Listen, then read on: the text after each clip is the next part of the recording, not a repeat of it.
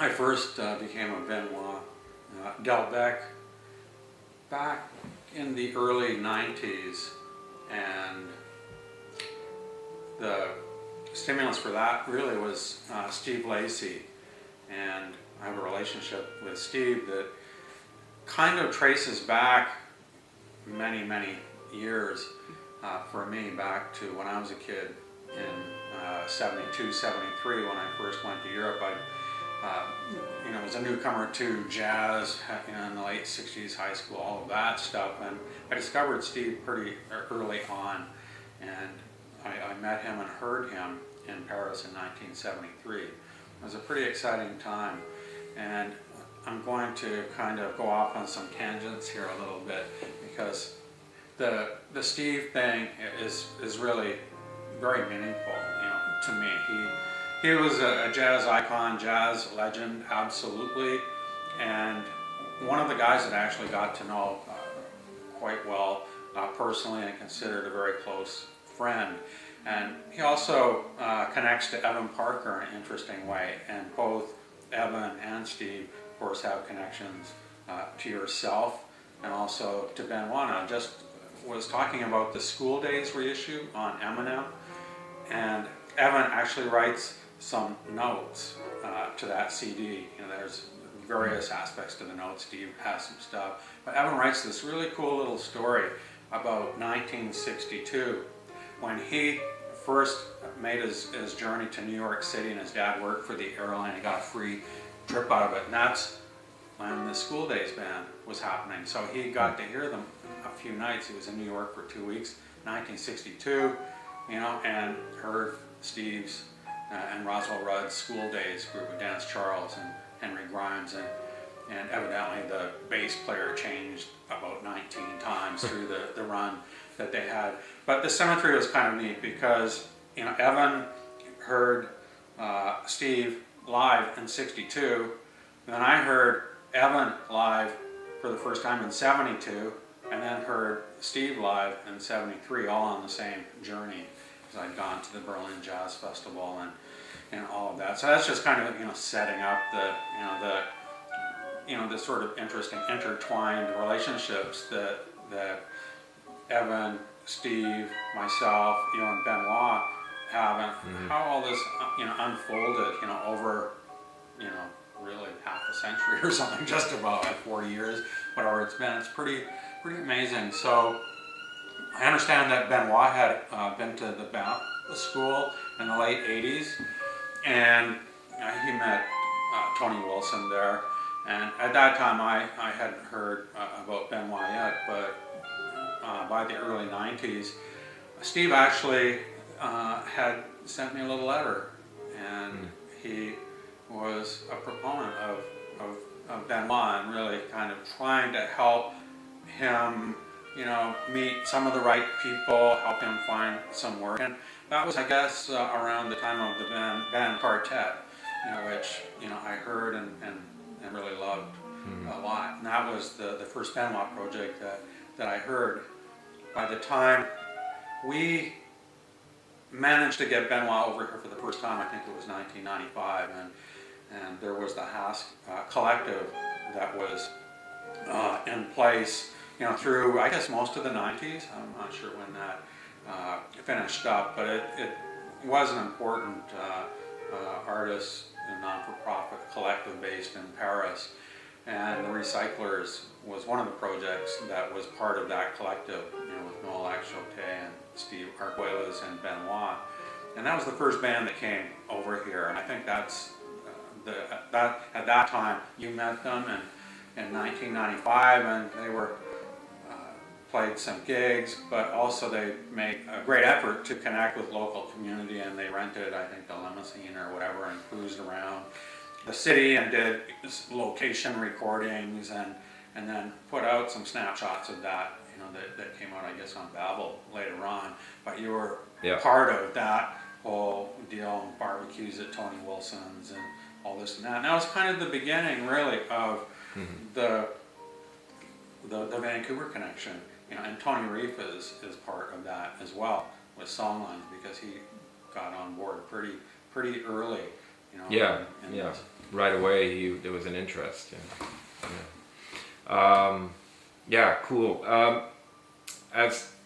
When was the first time that you connected to the duo? After I went to Paris and worked with Benoît and we recorded on Kali, I guess I must have given you some cassette or a CD of that before it was released. And what was your impression then, and how could you foresee that we were going to be into a duo relationship for all these years, from I think that was like 96 on? Yeah, that was, interesting. I don't actually recall.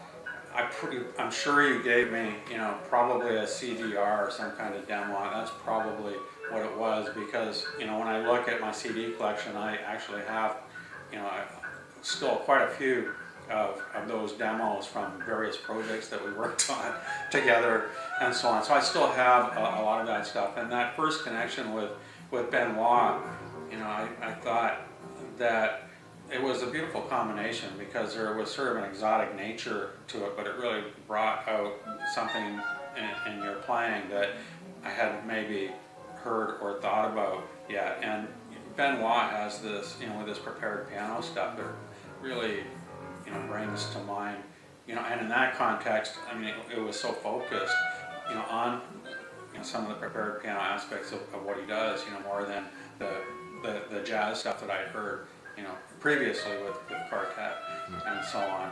And so, to me it reminded of Nan Chorale or Your Ligeti.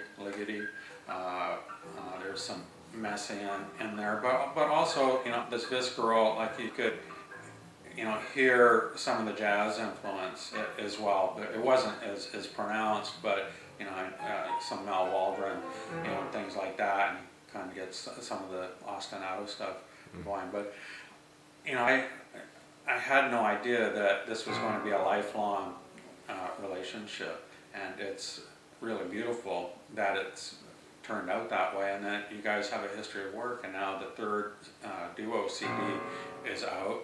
And then there was the recording with Evan Parker guesting, on his PSI label, which is gorgeous as well. But to me, the music, it just flows so much easier now. I mean, there was a lot of, in the early days, in the mid '90s, there was kind of, the potential was there, and there was some beautiful music, but if there was anything maybe a little bit sort of more brittle or stiff, and now this music just flows, like the river to me. I mean, to listen to what you guys did on the Mystery Song, which traces back to, Steve and Don Cherry on that Evidence record. Really, really beautiful, cliches. I listen to that, it could be like you guys wrote the piece. I mean, it just flows so effortlessly, but in a really gorgeous way. Well, going back to Lacey, since we're talking about cliche, they were really formative influence, and on both Benoît and I, all the recordings and all the projects that Steve had done over the years, in a lifetime of amazing projects. Obviously that we try to pay tribute to, although we don't necessarily believe in tributes, because Steve would say you play your own music, you work on your own music. So in that way of trying to capture that spirit, I think in the duo and doing the Ellington, do you recognize a quality that resonates with Lacey's connection with Waldron, and also with other pianists like Gil Evans and with Bobby Few, because those are the models that the duo kind of stems out of, as far as I'm concerned, in my approach and working with Benoît. Yeah, it's an interesting way to look at it. Really, Steve had that long-standing relationship with Mal Waldron that goes back to the 50s, and they continued through their entire lifetimes, both of them, to revisit the duo model together, every few years. And with Benoît and yourself, I just feel such a development, and there's a humanity in the playing, and in one way there's sort of a new comfort level, which can be a negative thing. Sometimes you get too comfortable, you get maybe a little bit lackadaisical in the playing, but not that kind of comfort. The kind of comfort where you can take risks, you can take those chances, and it just the music just really flows so beautifully. I think you've both become mature players as well. Like you're into your well into your 40s now, and it's maybe less about like how much can I play, but how you kind of self-edit and so on. I think it's really important. So the interplay happens at a different level now. Yeah. In terms of connection to Vancouver, with the French players, and particularly in Benoit's case, because a lot of his recordings are on songlines. I mean, we have to speak to your vision as a festival as a programmer, to bring in French musicians, because the French scene was certainly not all that represented anywhere else. Can you speak to that and your constant efforts at looking out at outposts and trying to bring in people in collaboration, working with Vancouver musicians and supporting that vision? Well, the whole idea of collaboration and bringing the world, in a sense, particularly in the creative music scene, to Vancouver, and trying to position Vancouver as an important element, in that bigger global picture, has been really key to what I've been trying to work towards my entire life, really. But since I've been a festival guy, mid 80s, that's really given me more opportunities to realize some of that vision.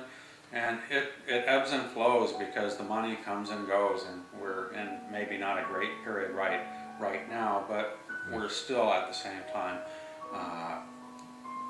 doing some nice work, bringing some wonderful musicians, creating some opportunities.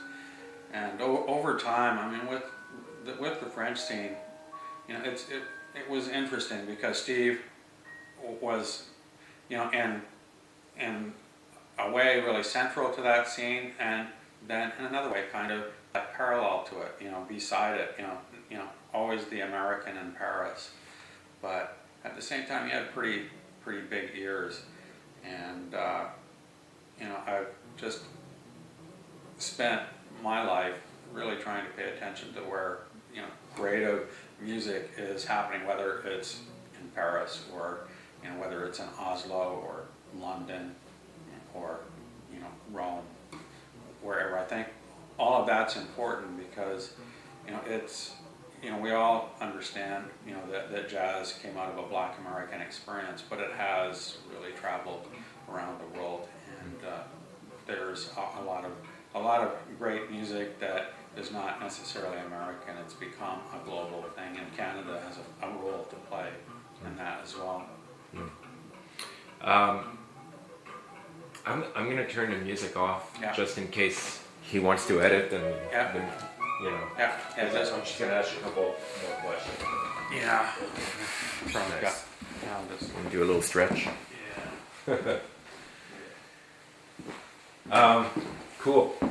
I'm just going to... So, anything that thought in me coming to visit you and listening to the records, any kind of thoughts that keeps coming back to mind when you think about our music and about our, you know, not our connections to you, you know, Benoît and I, because you sort of gave us so many breaks, you know, over the years. Whenever we propose a project, the idea of doing Because She Hope came out of this this side project of mine with text, and we brought that music back in there. But you're sort of like working behind the scenes in so much of the stuff. What do you get out of that in terms of watching us go, and you know, or just planting a seed and watching us work with it and take off? You know, I kind of see myself, you know, in some ways as a bit of a facilitator, or I get a lot of satisfaction. I mean, just visceral. I mean, it's kind of, you know, it's like I love the music, and I love to see you guys making those connections and doing the beautiful work. And it's, you know, it's just as simple as that, you know, for me. And for me, it's not really, you know, it's not about the spectacle. I mean, we've been involved in some, you know, grandiose projects and so on, but for me, you know, it's really, you know, it just stems down to the music. And whether it's solo or duo, or whether we have, you know, develop a nice, you know, medium-sized ensemble project together with different elements, you know, I just get satisfaction from really hearing your vision be realized. Because, you know, in my opinion, I think you're Francois Wu is one of the great musicians in our community and in Canada as well. And to me, that's worthy of support. If I can play a role in that, helping push some of your visions forward, then that's really, you know, that feels good, you know. And what about Benoît? Like, just in terms of like his preparations and well, his playing in general. You know, obviously a connection to Vancouver, to Canada, coming to Banff, but his position in the world right now as a pianist. I think in France he's quickly being recognized as an innovator, but also as a powerful creative force, and they have to reckon with it. But he's also building bridges to Quebec, to Vancouver, to New York. Yes, absolutely. How do you position Benoît in the lineage of jazz piano? Well, Benoît is a pretty interesting musician, or interesting case in a way. I mean, Benoît, you know, when I first met him, you know, in the 90s, you know, early to mid 90s, you know, he was really an emerging pianist, but had, you know, a unique approach to his music and the elements that he was bringing. You know, his studies with, you know, say Alan Silva, you know, with Steve, you know, and so on. These were some of those free jazz elements were being, you know, really ignored, I guess, by, you know, many musicians through, you know, that whole, you know, there was the, you know, fusion period. And I mean, in France, I mean, they love their fusion music and their world fusions of every kind. And, you know, Benoît in a way fused a lot of elements together, and taking you know, some African traditions, and, you know, almost, you know, Indonesian traditions, and, you know, and then, you know, Cage and all that stuff, and then the jazz stuff, you know, as well with Bobby, Few, and Mel, and you know, and he brought something that nobody else has done, and he's developed that, and it's unbelievable. You know, he was, you know, in the, you know, 2000s, in the last 10 years, he's grown from strength to strength, and he is a force that, you know, is being reckoned with now. And he's made those connections into the New York scene, you know, with Gerald Cleaver and, you know, Johnny Barr, and he's connecting on so many levels with so many people now that I'm constantly being surprised. I'm like, oh, here's Benoît again, you know, and you know, his music, the stuff that he does with you and his solo music is really intoxicating. When he gave me a demo a few years ago of his, I think it was his first solo album that Tony put out on Songlines, and you know, we got a demo of it, and Chris and I were staying in Paris for I think 3 weeks through December when we put that thing on, and it was just on replay. It seemed like for days. It was just the soundtrack to our you know, Paris hang, and you know, it's just his music is really, I mean, it's part of the soundtrack to my life. I mean, whenever I get, and I mean, you see how many CDs I've got here and vinyl albums and all the rest of it, but whenever I get something from Benoît, I listen to it like right away, immediately. If it's at the office, it goes into, you know, my iTunes, and you know, boom, hit it, just gotta hear it. So yeah, I think I'm just really, really happy for Benoît, and I'm feeling kind of like, gee, we, you know, identified Benoît as an important artist pretty early on in the game, and it's just been a beautiful thing, you know, watching his music unfold, you know, and his notoriety, you know, on the international scene. You know, people kind of figure out, like, over time, well, this guy is a wonderful musician, one of the great pianists of our time. Nice. All right.